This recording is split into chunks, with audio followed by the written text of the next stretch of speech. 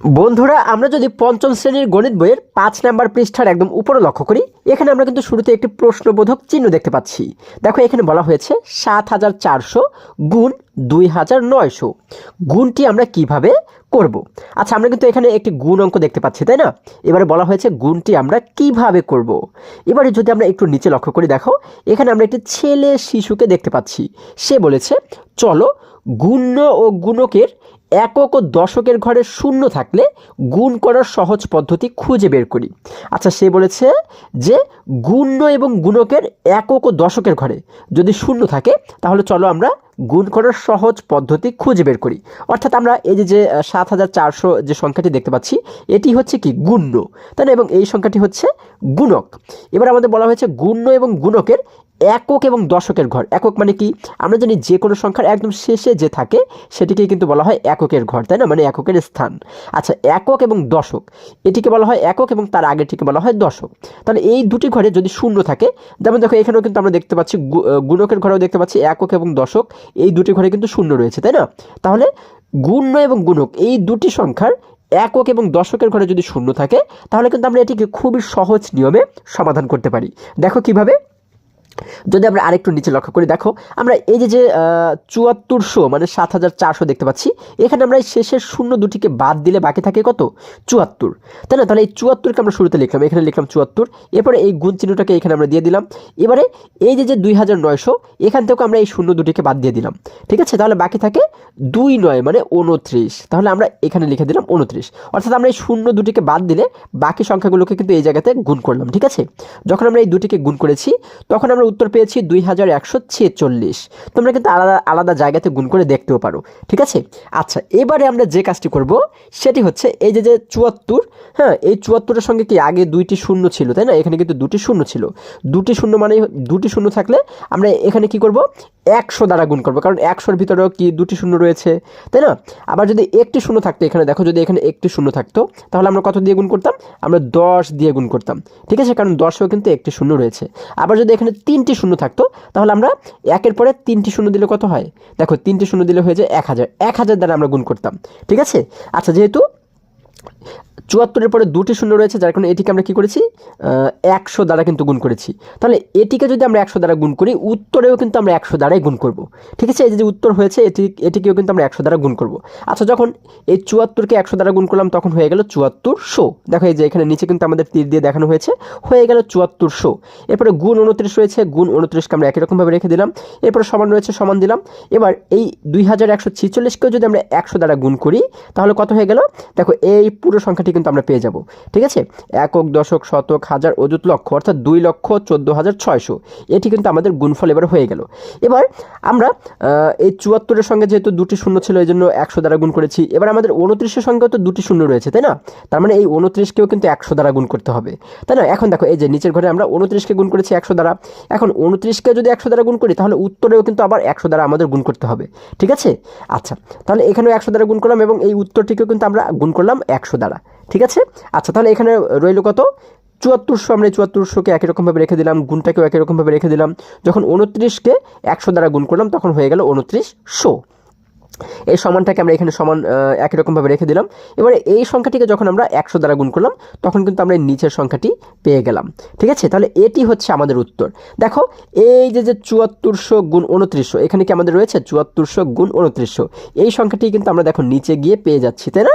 আচ্ছা, তাহলে এই দুটিকে গুণ করলে আমরা পাচ্ছি হচ্ছে কি এই সংখ্যাটি কিন্তু আমাদের উত্তর হিসেবে দাঁড়াচ্ছে। এইভাবে করে কিন্তু আমরা খুবই সহজেই এই অঙ্কগুলোকে সমাধান করতে পারি। ঠিক আছে, আচ্ছা তাহলে দেখো এই পাশে যে মেয়ে শিশুটি রয়েছে সে কি বলেছে? সে বলেছে চতুর্থ শ্রেণীতে আমরা এরকম গুণ করেছি। ৭৪০০ গুণ ২৯০০ এর উত্তরটি বের করতে ৭৪ গুণ ২৯ ব্যবহার করি। আচ্ছা, অর্থাৎ এই সংখ্যাগুলোর গুণ করতে গেলে আমরা কি করব? এই শূন্যগুলোকে বাদ দিয়ে এখানে রয়েছে ৭৪, এখানে রয়েছে ২৯, এই দুটিকে যদি গুণ করি তাহলে কিন্তু আমরা খুবই সহজে এই উত্তরটিকে পেতে পারি। ঠিক আছে, এই কথাটি কিন্তু এই মেয়ে শিশুটি এখানে বলেছে। এরপরে যদি আমরা আরেকটু নিচে লক্ষ্য করি, দেখো এই অঙ্কগুলোকে তোমরা আরও সুন্দরভাবে বুঝতে পারবে যখন আমরা একটু নিচের অঙ্কগুলোর সমাধান করব। ঠিক আছে, আচ্ছা দেখো এখানে আমরা দেখতে পাচ্ছি ৭৪০০ গুণ ২৯০০, তাই না? এখানে আমাদের যে কাজটি করা হয়েছে এই ৭৪-এর সঙ্গে কিন্তু দেখো আমরা এখানে যেহেতু দুটি শূন্য রয়েছে যার কারণে ৭৪-এর সঙ্গে গুণ করেছি আমরা ১০০, আবার এই গুণটি দেখো এখানে কিন্তু আমরা রেখে দিয়েছি। এরপর 29-এর সঙ্গে যেহেতু দুটি শূন্য রয়েছে, যার কারণে 29-এর সঙ্গে আমরা গুণ করেছি আরও 100। ঠিক আছে, এবার আমাদের কি বলা হয়েছে দেখো, এই তীর দ্বারা আমাদের কি দেখানো হয়েছে, এই 74-এর সঙ্গে আমরা 29-কে গুণ করব এবং 100-র সঙ্গে আমরা 100-কে গুণ করব। ঠিক আছে, এটি কিন্তু আরেকটি আলাদা পদ্ধতি।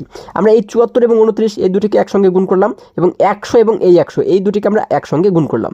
যখন আমরা 74 এবং 29-কে গুণ করলাম, দেখো এই দেখো আমরা এই যে এখানে কিন্তু লিখেছি 74 গুণ 29 এবং এই পাশে আমরা একটি গুণ চিহ্ন দিয়ে আমরা লিখলাম হচ্ছে 100 গুণ 100, অর্থাৎ এই 100 এবং এই 100 এই দুটি 100কে কিন্তু আমরা এই জায়গাতে গুণ আকারে লিখলাম। এখন 74 এবং 29-কে গুণ করলে আমরা পাচ্ছি হচ্ছে 2646 এবং 100 এবং 100-কে গুণ করলে পাচ্ছি হচ্ছে আমরা 10,000। ঠিক আছে, এখন এই এই যে 2146 এবং এই 10,000 এই দুটির মাঝখানে কি দেখতে পাচ্ছি, একটি গুণ চিহ্ন রয়েছে। এই দুটিকে যদি গুণ করি তাহলে কিন্তু উত্তর আমাদের হয়ে যাবে। ঠিক আছে, এই দুটিকে গুণ করলে কিন্তু আমরা এই সংখ্যাটি পেয়ে যাচ্ছি, এটি হচ্ছে আমাদের উত্তর। তাহলে এটি কিন্তু আরও একটি পদ্ধতি, তাই না? এবারে আমরা যদি আরেকটু নিচে লক্ষ্য করি, দেখো আমরা যদি আরেকটু নিচে লক্ষ্য করি, এখানে আমরা দেখতে পাচ্ছি একে আমাদেরকে বলা হয়েছে, 1 নম্বরে বলা হয়েছে, দেখো আমরা এখানে দুটি সংখ্যা দেখতে পাচ্ছি 49,730 গুণ 9,800। গুণটি এই দেখো 4,973 গুণ 98, অর্থাৎ এই শূন্যগুলোকে বাদ দিয়ে আমাদের এই গুণটি করতে বলা হয়েছে, তাই না? দেখো এখানে কিন্তু আমরা দেখতে পাচ্ছি একটি শূন্য রয়েছে, এই সংখ্যায় আমরা দেখতে পাচ্ছি দুটি শূন্য রয়েছে। এই শূন্যগুলোকে বাদ দিয়ে বাকি যে সংখ্যাগুলো থাকে এই সংখ্যাগুলোকে আমাদের গুণ করতে বলা হয়েছে। দেখো এই সংখ্যাগুলো আমরা এখানে লিখেছি। হ্যাঁ, এখানে শুদ্ধ শূন্য বাদ দিলে থাকে কত, 4,973। দেখো আমরা এখানে লিখেছি 4,973। এরপরে এই গুণ চিহ্নটা এখানে আমরা দিয়েছি। এরপরে দেখো এই দুটি শূন্য বাদ দিলে থাকে হচ্ছে শুধুমাত্র 98, তাই না? আমরা এখানে গুণ চিহ্ন দিয়ে লিখলাম 98। এই দুটিকে গুণ করলে আমাদের উত্তর হয় হচ্ছে এই সংখ্যাটি। ঠিক আছে, আমাদের এখানে কিন্তু উত্তরটিও দেওয়া রয়েছে, এই সংখ্যাটি উত্তর হয়। তাহলে বলা হয়েছে যে এটি ব্যবহার করে উপরে নিচে সহজ পদ্ধতিতে গুণ করার চেষ্টা করি। আচ্ছা, এটি কিন্তু আরেকটি পদ্ধতি, এই পদ্ধতিটা কিন্তু একদমই সহজ। ঠিক আছে, আচ্ছা তাহলে আমরা দেখতে পাচ্ছি কি, আমরা কি করব, এই সংখ্যাটিকে অর্থাৎ এই শূন্যটাকে বাদ দিলে এখানে থাকে 4,973, আমরা 4,973-কে এখানে লিখলাম। হ্যাঁ, আচ্ছা এরপরে দেখো এই যে শূন্যটি, এটিকে কিন্তু এই যে একটি দাগ দিয়ে আমরা কি করলাম, এই শূন্যটিকে আলাদা করে ফেললাম। ঠিক আছে, দাগের এই ডান পাশে আমরা শুধুমাত্র শূন্যটাকে রাখলাম। আচ্ছা, এরপরে গুণ বলা হয়েছে 98, অর্থাৎ এই দুটি শূন্যকে বাদ দিলে কিন্তু হয়ে যায় 98, আমরা নিচে গুণ দিয়ে লিখলাম হচ্ছে 98, তাই না? এই যে বাকি দুটি শূন্য, এই দুটি শূন্যকে আমরা কি করলাম, এই দাগের এই ডান পাশে রাখলাম, অর্থাৎ শূন্যগুলোকে আমরা আলাদা একটি জায়গাতে রেখে দিলাম, অর্থাৎ এই দাগের ডান পাশে আমরা সমস্ত শূন্যগুলোকে রেখে দিলাম। এখন এই সংখ্যা দুটিকে যদি আমরা গুণ করি, দেখো আমরা প্রথমে 8 দ্বারা যদি প্রত্যেকটিকে গুণ করি, এই উপরের প্রত্যেকটি সংখ্যাকে গুণ করলে কিন্তু আমরা এই উপরের সংখ্যাটি পাবো, তাই না? আমরা পাচ্ছি উপরের সংখ্যাটি। এরপরে নিচের লাইনে এসে আমরা জানি একটি শূন্য দিয়ে শুরু করতে হয়, আমরা একটি শূন্য দিলাম। এবার যদি 9 দ্বারা এই প্রত্যেকটিকে আমরা গুণ করি তাহলে কিন্তু আমরা এই নিচের সংখ্যাটি পাবো। ঠিক আছে, আমাদের গুণ করা হয়ে গেল। এবারে আমাদের কিন্তু প্রশ্নেই বলা হয়েছে আমাদের উত্তর হবে কত, এই সংখ্যাটি কিন্তু উত্তর হবে। দেখো আমরা কিন্তু এই যে যখন গুণ করলাম, আমরা কিন্তু এই যে এই এতটুকু সংখ্যাটুকু আমরা কিন্তু পেয়েছি উত্তর হিসাবে, তাই না? এর সঙ্গে কিন্তু দেখো মিলে যাচ্ছে। এবারে আমরা যে কাজটি করব, এই উত্তরের ঘরে এসে আমরা এতটুকু বের করার পরে এই যে তিনটি শূন্য এখানে আমরা রেখেছিলাম, মনে আছে? এই শূন্য তিনটিকে এখানে আমরা শুধুমাত্র নামিয়ে দেবো। ঠিক আছে, শুধু আমরা এই যে এখানে তিনটি শূন্য যেহেতু রয়েছে, যে কয়টি শূন্য থাকবে সেই কয়টি শূন্যকে যদি আমরা এখানে বসিয়ে দিই তাহলে কিন্তু আমাদের উত্তর হয়ে যাবে। কত সহজ দেখো। তাহলে আমরা কি করলাম, আমরা যে কাজটি করলাম সেটা হচ্ছে শূন্যগুলোকে আলাদা একটি ঘরে রেখে দিলাম, আলাদা পাশে রেখে দিলাম। এরপরে বাকি সংখ্যাগুলোকে গুণ করে যখন আমরা উত্তর পেলাম তখন আমরা কি করলাম, এই উত্তরের সঙ্গে এইখানে যে কয়টি শূন্য থাকবে, যেমন এখানে তিনটি শূন্য রয়েছে, এখানে তিনটি শূন্য আমরা এই জায়গাতে নিচে নামিয়ে দিলাম। এই দেখো তীর দ্বারা কিন্তু আমাদের সেটি দেখানো হয়েছে। এখানে যদি 4টি শূন্য থাকতো এখানে আমরা 4টি শূন্য দিতাম, অর্থাৎ যে কয়টি শূন্য থাকবে আমরা এখানে সেই কয়টি শূন্য ব্যবহার করব, তাহলে আমাদের উত্তর কিন্তু খুবই সহজেই নির্ণয় করা হয়ে যাবে। এবার দেখো এই যে টিয়া পাখিটিকে আমরা দেখতে পাচ্ছি, সে বলেছে গুণ্য এবং গুণকের শেষে মোট 3টি শূন্য আছে, তাই গুণফলের শেষে 3টি শূন্য বসবে। অর্থাৎ যে কথাটা আমি বলেছি, এখানে যে কয়টি শূন্য থাকবে নিচে উত্তরের জায়গাতে আমরা সেই কয়টি শূন্য বসিয়ে দেবো, তাহলে আমাদের উত্তর বের হয়ে যাবে। আচ্ছা, এখন এটি তোমরা আরও সুন্দরভাবে বুঝবে যখন আমরা এই 3 নম্বর অঙ্কগুলোকে সমাধান করব। 3 নম্বর না, 1 নম্বর এই অঙ্কগুলোকে সমাধান করব। তাহলে এখানে বলা হয়েছে গুণ করি, অর্থাৎ এই গুণগুলোকে যদি আমরা এরকম ঠিক উপরে নিচে বসিয়ে যদি আমরা একটু সমাধান করার চেষ্টা করি, দেখো বন্ধুরা, তাহলে আমরা দেখতে পাচ্ছি একে বলা হয়েছে 3,400 গুণ 410। এটিকে আমরা কীভাবে সমাধান করব, আমরা এটিকে উপরে নিচে সাজিয়ে সমাধান করব। ঠিক আছে, আমরা প্রথমে লিখব হচ্ছে 3,400। দেখো 3,400 400। এখন এই শেষে যে দুটি শূন্য আমরা দেখতে পাচ্ছি, এই শূন্য দুটিকে কিন্তু আমরা আলাদা জায়গাতে লিখবো, তাই না? আমরা এই শূন্যের আগে এই জায়গাতে একটি দাগ দিব, আমরা একটি দাগ দিয়ে আমরা কিন্তু শূন্যগুলোকে আলাদা ভাগে ভাগ করে ফেলবো, ঠিক আছে?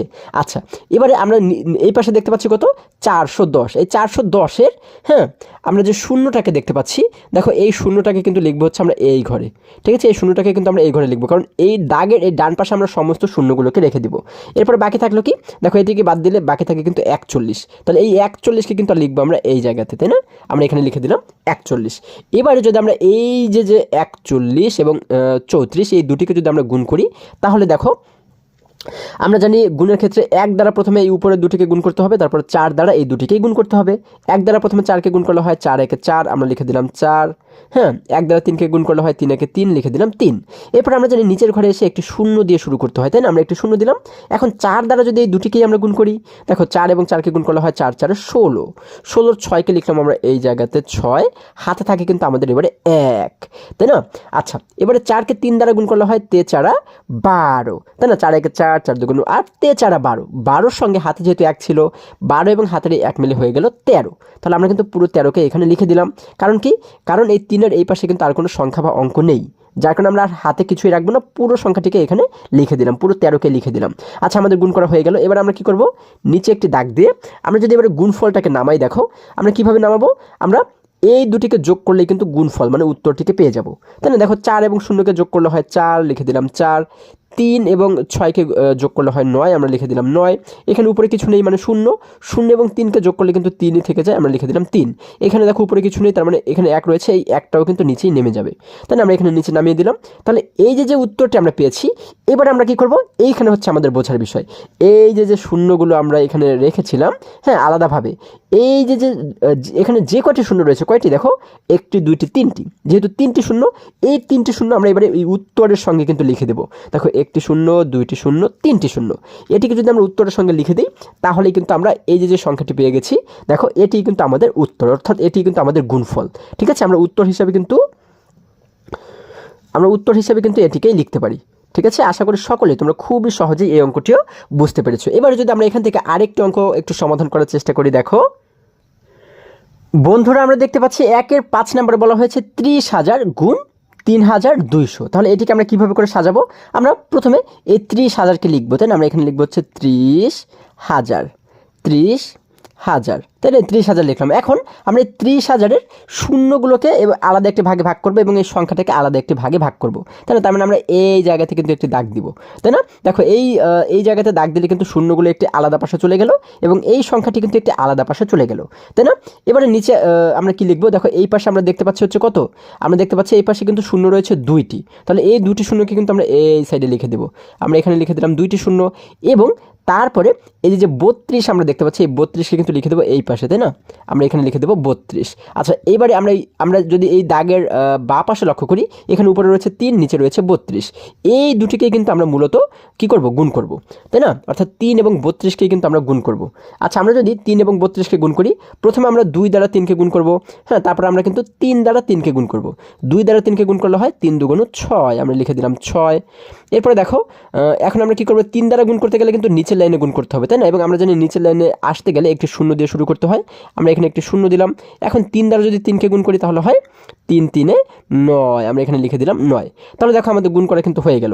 এখন আমরা কি করব, এই দুটিকে যোগ করে দেবো, তাই না? 6 এবং 0কে যোগ করলে হয় 6, লিখে দিলাম 6। এখানে রয়েছে শুধুমাত্র 9, উপরে কিছু নেই, তার মানে 9-এর 9ই কিন্তু এখানে নেমে যাবে, তাই না? তাহলে দেখো আমরা এই যে সংখ্যাটি পাচ্ছি, এই সংখ্যার সঙ্গে আমরা এবারে কি করব, এই যে পাশে শূন্যগুলোকে আমরা রেখেছিলাম, এই শূন্যগুলোকে আমরা এইখানে কিন্তু লিখে দেবো, তাই না? এখানে মোট কতটি শূন্য রয়েছে, 1টি 2টি 3টি 4টি 5টি 6টি, যেহেতু 6টি শূন্য রয়েছে, তার মানে কিন্তু আমরা এই জায়গাতে 6টি শূন্য লিখে দেবো। দেখো 1টি 2টি 3টি 4টি 5টি 6টি, ঠিক আছে? তাহলে কিন্তু দেখো এই যে সংখ্যাটা আমরা পাচ্ছি, এটি হচ্ছে কি আমাদের গুণফল, অর্থাৎ এটি হচ্ছে আমাদের উত্তর। দেখো এত বড় সংখ্যাগুলোকে আমরা কত সহজে এবং কত তাড়াতাড়ি সমাধান করে ফেললাম, তাই না? তাহলে এইভাবে করে কিন্তু তোমরা এখানের বাকি যে অঙ্কগুলো রয়েছে সেগুলোকে সমাধান করবে, ঠিক আছে? আচ্ছা, তাহলে আমরা যদি আবারও বইয়ের কাছে ফিরে যাই, দেখো বন্ধুরা এখানে সর্বশেষ যে অঙ্কটি রয়েছে, দেখো এখানে তোমাদের একটু বুঝতে অসুবিধা হতে পারে, হ্যাঁ, এবং এই যে 4 নাম্বার আমরা যে অঙ্কটি দেখতে পাচ্ছি, এই দুটি অঙ্ক বুঝতে একটু অসুবিধা হতে পারে, এই দুটি কিন্তু একই রকম। এখানে আমরা যে কাজটি করবো, দেখো এখানে দেখতে পাচ্ছি 16-র পরে এই পাশে 3টি শূন্য রয়েছে, তাই না? আচ্ছা, তাহলে আমরা কি করব, এই জায়গাতে একটি 16-র পরে কিন্তু আমরা একটি দাগ দেব, দাগ দিয়ে আমরা এই 3টি শূন্যকে আলাদা করে ফেলবো, তাই না? এবং এইখানে কিন্তু আমরা দেখতে পাচ্ছি 9,0,2,0। তাহলে আমরা কি করব, আমরা কিন্তু এই যে দাগটি দেবো, যেমন দেখো আমরা প্রথমে লিখবো হচ্ছে 16,000, তাই না? আমরা লিখলাম হচ্ছে 16,000। এখন আমরা কি করব, এই 16-র পরে এই 3টি শূন্যকে কিন্তু আমরা আলাদা করে দেবো এই একটি দাগের মাধ্যমে, তাই না? আমরা এই সোজা একটি দাগ দেবো। এখন এই সংখ্যাটিকে আমরা কিভাবে লিখব, এইখানে এই 2-এর পরে যে শূন্যটা রয়েছে এখানে কিন্তু শুধু এই একটি শূন্যকেই আমরা এই পাশে রাখবো, ঠিক আছে? এই দুটি শূন্যকেই কিন্তু এই পাশে রাখবো না, ঠিক আছে? যদি এই শূন্যটি পাশাপাশি থাকতো, একদম শেষে গিয়ে আমরা দেখবো যে কয়টি শূন্য রয়েছে, ঠিক আছে? এই শূন্যের এই পাশে যদি কোনো অঙ্ক থাকে, শূন্য ছাড়া অন্য কোনো অঙ্ক থাকে, যেমন এখানে 2 রয়েছে, তাহলে কিন্তু এই পাশে আর কোনো সংখ্যাকে আমরা নিতে পারবো না, ঠিক আছে? শুধুমাত্র এখান থেকে একটি শূন্যকে আমরা নিব, ঠিক আছে? শেষে যে কয়টি শূন্য থাকবে, হ্যাঁ, এখানে যেহেতু একটি শূন্য, তার মানে এই একটি শূন্যকেই কিন্তু আমরা এই ঘরে এই জায়গাতে রাখবো। এবং বাকি রইল কত, 902। এই 902কে কিন্তু আমাদের এই জায়গাতে সাজাতে হবে, ঠিক আছে? তারপরে আমাদের এই দুটিকে গুণ করতে হবে, ঠিক আছে? এইভাবে করে কিন্তু আমরা সমাধান করব এই অঙ্কটি, এবং 6 নম্বর অঙ্কটি কিন্তু আমাদের একই রকম নিয়মেই সমাধান করতে হবে। তাহলে এগুলোকে তোমরা একই রকম নিয়মেই সমাধান করবে, এটা হচ্ছে তোমাদের কাজ। আশা করি আজকের সমস্ত অঙ্ক তোমরা খুবই সহজে এবং খুবই মজায় মজায় শিখতে পেরেছো। বন্ধুরা, আজকে আমাদের এই পর্যন্তই, আবারও দেখা হবে পরবর্তী ভিডিওতে। আর হ্যাঁ, তোমরা যদি আমার চ্যানেলে নতুন হয়ে থাকো তাহলে এখনই চ্যানেলটি সাবস্ক্রাইব করে পাশে থাকো, যেন আমার যে কোনো ভিডিও আপলোড করার সাথে সাথে খুব সহজেই তোমরা সেটি পেতে পারো। সকলে ভালো থাকো, সুস্থ সবল থাকো, এই কামনা করে শেষ করছি। ধন্যবাদ সকলকে।